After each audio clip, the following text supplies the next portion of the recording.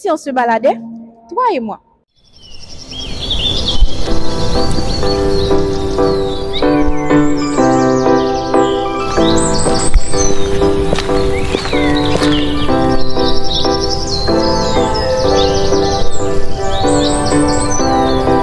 Pas besoin de sortir de chez toi. Je t'emmène avec moi à travers ton écran.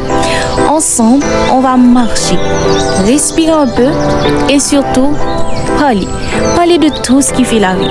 L'amour, l'amitié, les doutes, les joies, les paix. Ces petits trucs qu'on vit tous, mais on ne prend pas toujours le temps.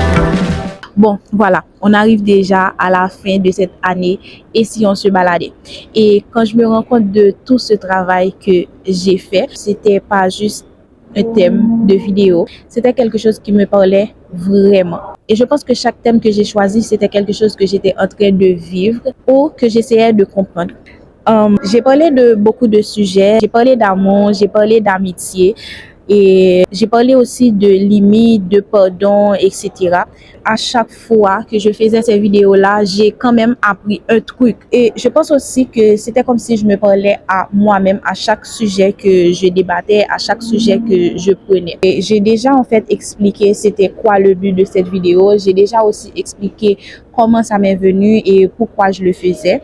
Et à chaque fois que j'avais envie de parler de quelque chose, je me disais juste que j'avais envie de marcher. Donc, j'ai pris ça pour créer un peu un podcast. Bon, disons que c'est un podcast visuel. C'était aussi mon petit moment à moi. Et chaque sujet que j'ai choisi, c'était pour partager un peu avec vous, pour moi aussi d'apprendre de ces sujets-là. Je pense que j'ai quand même fait du bon travail par rapport à ça. Bien sûr que ça n'a pas été facile. Il y a eu des moments où les vues ne suivaient pas, c'est-à-dire je faisais un travail colossal derrière chaque vidéo, mais les vues ne suivaient toujours pas. Bon, je sais que YouTube, faut faire beaucoup plus d'efforts pour avoir des vues, des abonnés, etc. Ça, je le sais. Moi, je me posais la question, est-ce que ça valait la peine? Est-ce que ça valait le coup? Et parfois, je me disais, est-ce que quelqu'un va vraiment comprendre ce que je faisais en fait? Parfois aussi, j'avais l'impression que je mettais beaucoup d'efforts, tellement d'efforts. Et pour si peu de retour, c'est-à-dire les statistiques, etc., tout ça.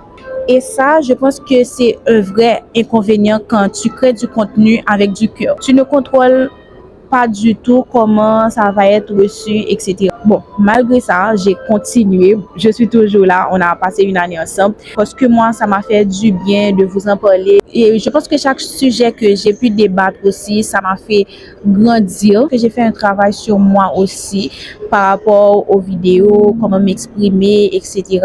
Tout ça. Donc, pour le coup, je pense que j'ai quand même été gagnante. Donc, aujourd'hui, ce que je voulais faire, vu que c'est notre dernier épisode de Et si on se baladait, je voulais faire un peu avec vous le bilan de tout ce qui s'est passé. J'ai un peu noté des questions ici, c'est pour ça que j'ai ça avec moi, pour ne pas oublier, parce que parfois j'oublie. Si vous voyez que je regarde partout, c'est juste que quand il y a les passages, je regarde un peu partout. Voilà. Ok, pour le bilan, comment je me sentais quand j'ai commencé la série? Bon, j'appréhendais beaucoup comment ça allait se passer. J'avais peur aussi de faire un travail bâclé, en quelque sorte. Mais ce qui était sûr, c'est que j'avais très envie de me lancer sur ça. Parce que c'est quelque chose qui me parlait beaucoup. C'est quelque chose que je voulais quand même essayer. Donc voilà, ce qui a changé en moi entre la première vidéo et la dernière. Je pense pas qu'il y ait quelque chose qui ait changé, à part le mindset, en fait. Mais je pense pas qu'il y ait beaucoup de trucs qui aient vraiment changé pour cette série-là. Ce que tu ne pensais pas réussir, mais que tu as finalement fait. Bon, ce que je pensais ne pas réussir, je pense que c'est filmer les vidéos à chaque fois pour les poster chaque dernier dimanche du mois. Bon, ça, je croyais vraiment que j'allais pas y arriver parce que ici, il faut savoir qu'il fait froid. Presque 8 mois dans l'année, il fait extrêmement froid. Donc, je me disais comment j'allais gérer, comment j'allais faire, etc. Tout ça. Mais vu qu'on est en décembre là maintenant, ici, il commence à faire très froid. Qu'est-ce que j'ai fait? J'ai juste pu identifier des malls qu'il y avait ici, etc. Là où je pouvais filmer calmement, tranquillement. Pour le moment, je suis dans un mall en train de filmer, je choisis vraiment l'endroit où je me sens vraiment calme, apaisé pour vous filmer un bon contenu. Donc c'est ce que j'appréhendais un peu, c'est de ne pas pouvoir filmer les vidéos et les poster chaque dimanche. Voilà. Qu'est-ce que les sujets m'ont appris? Bon, il y a la majorité, je pense que la majorité des sujets, ça parlait un peu de moi. J'ai donné un peu de ma personnalité pour vous sortir ces sujets-là. J'en ai appris beaucoup et il y a des messages que je les passais pour moi aussi parce que venant de ma bouche à moi, j'essayais de mettre un peu en application. Quelles ont été les difficultés du tournage? Bon, comme je le disais tout à l'heure, les difficultés, je pense que c'était la météo en soi. Quand il faisait froid, je ne pouvais pas filmer dehors. Et le concept de ma vidéo, c'était et si on se baladait, donc on devait se balader en soi. Bien que j'ai pas vraiment centré ça sur le fait de se promener, de se balader, mais le thème se balader, c'était juste pour se sortir des problèmes du quotidien, etc. Donc, c'était ça en soi, le mot balader. C'était la météo, les moments aussi où j'avais pas de l'énergie et que je devais quand même vous poster la vidéo le dernier dimanche du mois parce que bon, durant la semaine, j'ai l'école, j'ai des autres vidéos que je fais sur ma chaîne aussi, j'ai TikTok, j'ai les autres plateformes. Et il y a aussi le fait de filmer à plusieurs reprises. Parfois, tu filmes, tu penses que ton micro, c'est ouvert, mais non, tu filmes dans le vent. Donc, c'est pas facile. Parfois, les vidéos, tu peux les faire d'un coup, mais parfois aussi, les vidéos, tu dois encore filmer 10 fois pour avoir ce que vraiment tu voulais. Est-ce qu'il y a eu des moments de vulnérabilité? Je pense que oui, pas beaucoup, mais je pense que oui.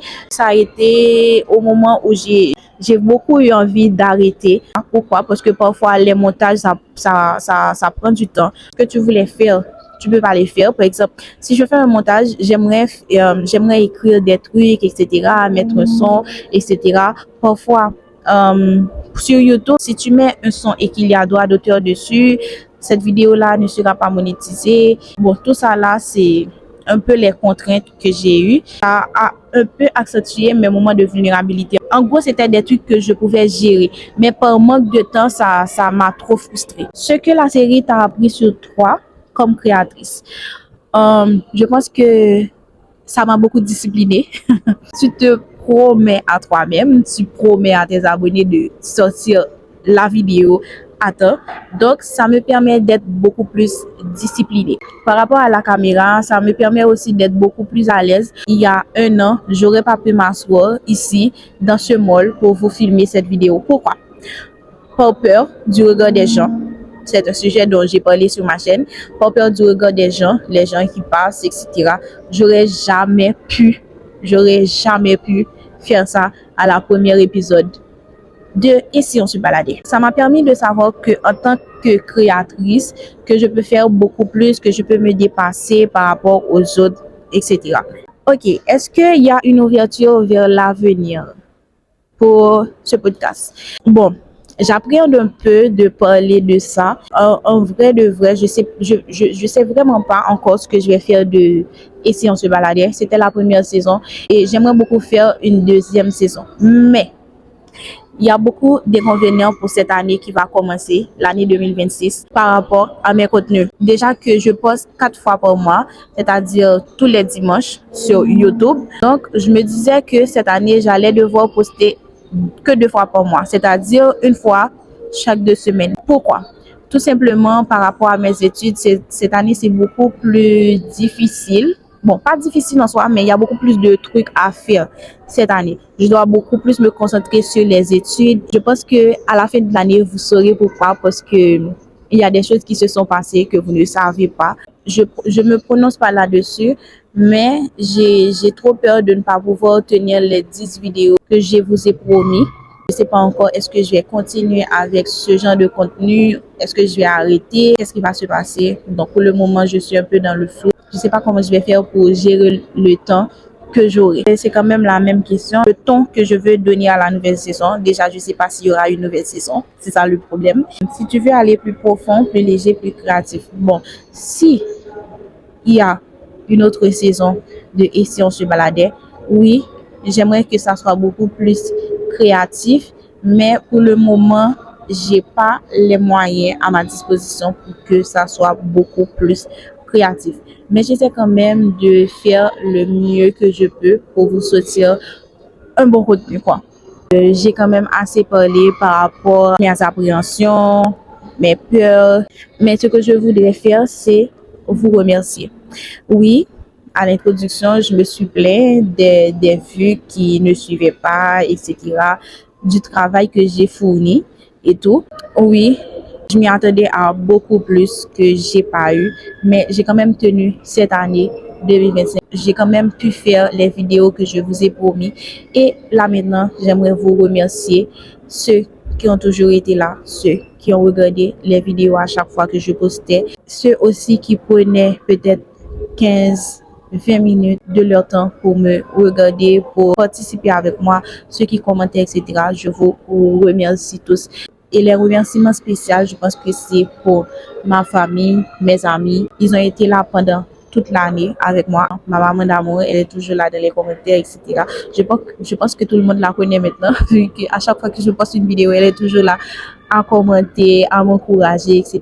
Elle me dit tout le temps, Dado, pas décourager parce que ça va faire avoir privé la donne quand même. Et je sais qu'elle a raison. Et je remercie mes cousines. Je sais que j'en parle pas beaucoup, j'en parle pas assez. Mais elles sont toujours là à m'encourager, à commenter, à regarder mes vidéos, à me donner du soutien. Mon chéri aussi, je le remercie parce que à chaque fois que j'ai envie de laisser tomber, il est toujours là à me booster, à m'encourager, à mon frère qui est toujours là à m'aider. Il joue aussi un grand rôle dans ce que je fais là maintenant. C'est vrai qu'il n'est pas près de moi, qu'il est très loin, mais ce qu'il fait là dans ma vie, je pense que j'ai le meilleur frère du monde et ça, personne ne pourra me l'enlever. Les gens qui ne me connaissent même pas et qui me donnent leur soutien, ça c'est à respecter. Sans vous, ça n'aurait pas pu être possible.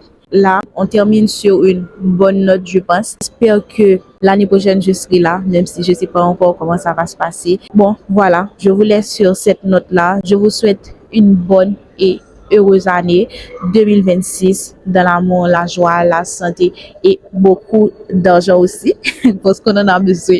Et la santé, vraiment, c'est très, très, très, très important. Je vous aime et on se dit à la semaine prochaine. Beijos!